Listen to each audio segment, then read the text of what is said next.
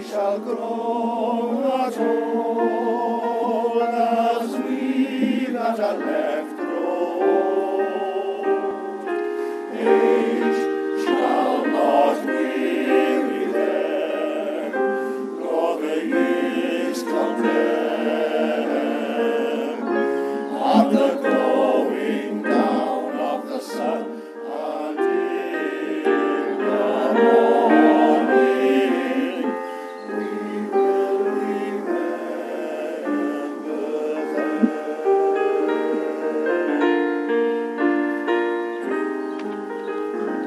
them. So Remembrance Day for me is a very important opportunity to reflect, and knowing that other people are reflecting at the same time on the sacrifice of young men during the World Wars. The government has run a programme over the centenary years where they're encouraging every school in the country to send 2 pupils to visit the Western Front.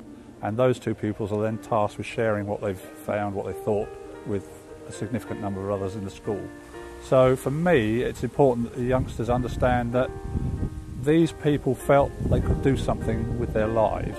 It was a worthwhile cause, and very often they're as young as the school children that are coming and visiting. They can relate to people that age.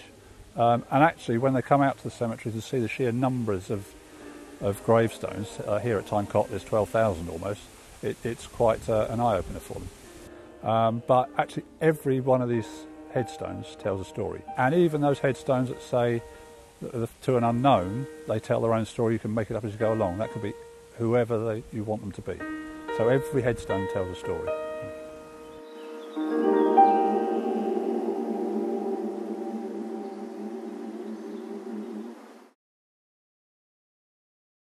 The Royal British Legion are the custodians of remembrance. We've been charged with the duty of making sure that those who fell aren't forgotten, and I think it's important in order for us as a society to move forward effectively.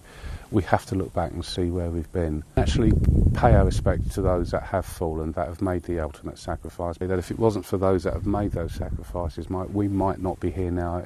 We are not only thankful to the ex-servicemen and women from the past, we must be thankful for those that are signed up and doing what they're doing now. Must be eternally grateful for them. The Royal British Legion raise good amount of money each year because of the generosity of the public, and also because of the hard work of our team of fundraisers that work hard throughout the year, particularly around Remembrance. The Royal British Legion supports the ex-service community and the serving community. There are those that have left the armed forces with injuries, and I don't mean physical injuries, I mean psychological injuries, and they can quite often find that transition back to civilian life an extreme struggle. Now, we know in the Legion that they've made outstanding soldiers, sailors, airmen and airwomen. They don't necessarily make good civilians when they leave the armed forces, that very small percent, but we know that the potential is there, and the Royal British Legion, we will support them into becoming effective civilians, having served their country, because we know that through the services they've done, they've got an awful lot to bring to the table. It's just getting back into civilian life and learning to make that transition, and we will be there to support them with that.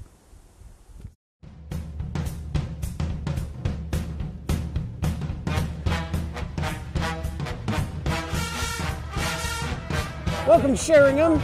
We're celebrating the 40th.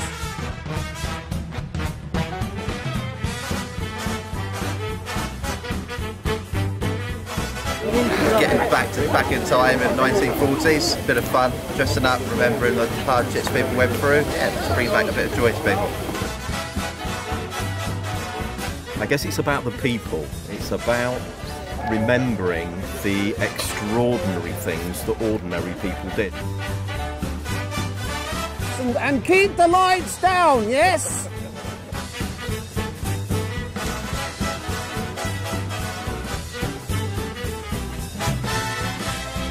As an event, it's just going to keep getting better and better, and people keep bringing more things. You meet more and more people with their stories, and that it just makes it bigger and better every year.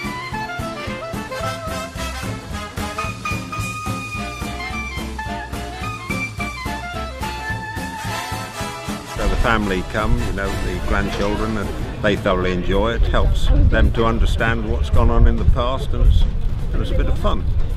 It's important for them to know history so we don't make the same mistakes in the future.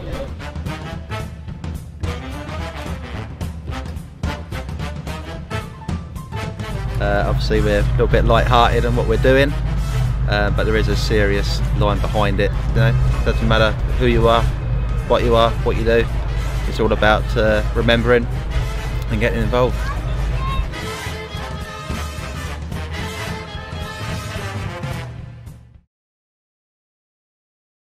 So Millie, I understand you celebrate Remembrance Day at school. Is that right? Yeah. Can you tell us what you do? We wear a puppy. You wear a puppy. And you buy that puppy? Yeah. Yeah. And we have a minute silence. Minute silence. God. World War I finished at 11 o'clock on 11th day of the 11th month. So that's how we all remember it. And then every year we have a special day where we remember the people who lost their lives in the war.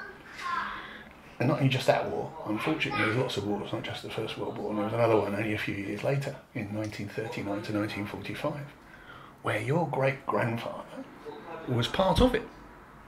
This book, which is in front of me, this is the original book that he created about his time in the prisoner of war camp. Okay. And that prisoner of war camp became very famous because right towards the end of the war, there was something called the Great Escape, where 70 prisoners got away, which is amazing. They dug a tunnel. When you watch the film, you'll see that in the cricket, when they were digging the tunnel, they had to get rid of the earth. And the way they did that is they used to sneak it inside their trousers, and they would go out to bat. And while they were waiting to bat, they would shake their trousers, and the earth would come out of the bottom, and it would make a little pile. But what my dad used to do, because he was the wicket person behind the stumps, he would dive every now and again and spread the earth around to make them so the Germans couldn't spot it. I didn't know that. So this is his story, really. So, captured near Luz, Belgium, Wednesday, May the 29th, 1940. This is actually his writing, is it? Yes. It's him. Yes, yeah, beautiful handwriting. Oh, yeah, he did. And it's the story, a true story, it's the story of what they called the Great March, or here he calls it the March to Freedom. So can you imagine marching for 2 months? Every day. And there's one made me laugh. He put a hammock up in a train carriage, and at 3 o'clock in the morning, the hammock broke, and he landed on all the people below him. I bet they weren't very I happy. don't think they were very happy. No. Imagine marching for 2 months and then somebody falls on you from the train. So it's a beautiful story. It's absolutely true, and it's very matter of fact, and it's the only time I've really got to know him.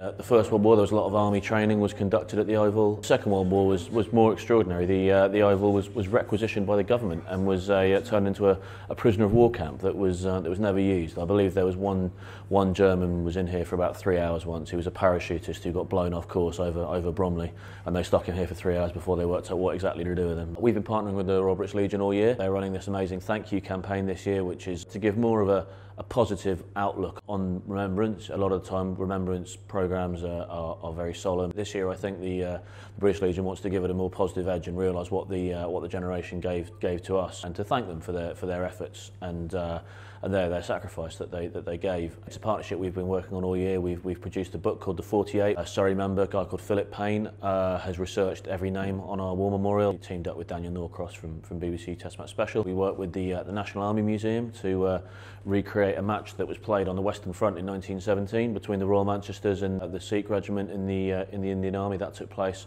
The Test match got quite a lot of coverage, and again sort of helped draw attention to the work that we're doing with the Legion. Yeah. It's hugely important, not just for cricket clubs like Surrey and everyone else. It's hugely important for everyone to pay their respects, and it's something that as a club, you know, we're always going to take very seriously our connection with the military. And this year, above all years, the 100th anniversary of the end of the First World War, I think it's important for us as a nation to stand back and realise what happened 100 years ago. And the incredible thing about the First World War is that it's affected every strata of society, and it's down to the people who represent those strata and those organisations now to make sure that the commemoration is given to what happened. The Guinea Pig Club was formed in 1941 by a group of Allied airmen who had suffered burns or other crash-related injuries and were treated at East Grinstead. but it was just some little club that they wanted to form to keep together and help each other through their injuries and things, because they were all suffering the same sort of injuries. Macindoe felt that these chaps were only 20, 21, 22-year-old, and they've got to get back into society. So he said that they've got to go out and mix. So he went into the town and said, I'm going to send these chaps into the town. Don't stare at them. They got their injuries through fighting for you or through the war years, and they started letting them out from the hospital to go to the 2 local pubs, mixing with the girls, and then the town became the town that didn't stare, because nobody stared at them. They accepted them. But I don't think his techniques and things would have been done if it hadn't have been for the amount of work he had and the trouble that came through. So the war unfortunately did help surgery. In the medical world, Macindoe is still well known. Anybody you talk to who's been training and things like that, they know about Macindoe. There's a lot of instruments named after him, and we said a lot of the procedures are not used now, but his name is still well known. These people were told to go, and they were told what to do, and they couldn't refuse, and they went out and fought the war for us. And if it hadn't have been for them, I don't think the world would be in such a safe place as it is now. We remember the Battle of Britain, we remember the Somme, and we remember other things. And I think all these things should be remembered and taught into schools if possible. We brought Dad's book to the Fleet Aero Museum, and we got an opportunity to speak to Dave, who's the curator there. It's going to be amazing to be able to get an insight into some of the mysteries of this book about what life was like as a prisoner of war in Stalag Luhr 3, and maybe some of the insights behind The Great Escape and some of the mysteries behind all these pictures and poems. So in front of me is the original of my dad's book. There's a section here from one of the commanding officers about his role in cricket in Stalag Luhr 3. Could you give us a bit of an idea of what role cricket had in day-to-day life and the escape? Cricket,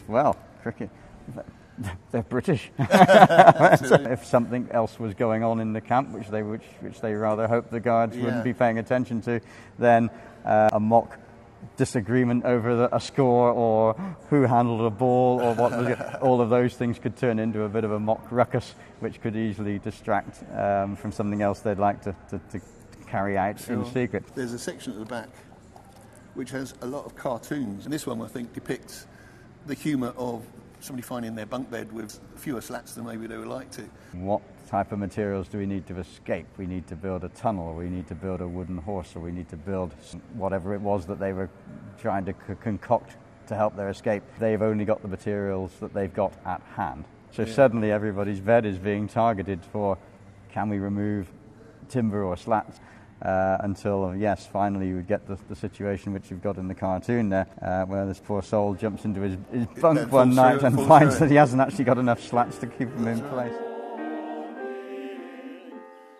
2018, it's 100 years since the end of hostilities on the battlefields in World War I, which would have hopefully have been the war that ended all wars, and sadly that's obviously not been the case. From a museum point of view, we think it's very, very important to obviously respect and continue and educate, to stop and really think about why. Why was that? Why was that needed? All of the commitment, all of the energies, all of the experiences, and again, sadly, all of the loss of life. Hopefully, maybe one day we will reach a point where all of the weaponry is not required and peace can be found, but the background to why we've got all of this equipment here is actually people striving very, very hard to try and create peace.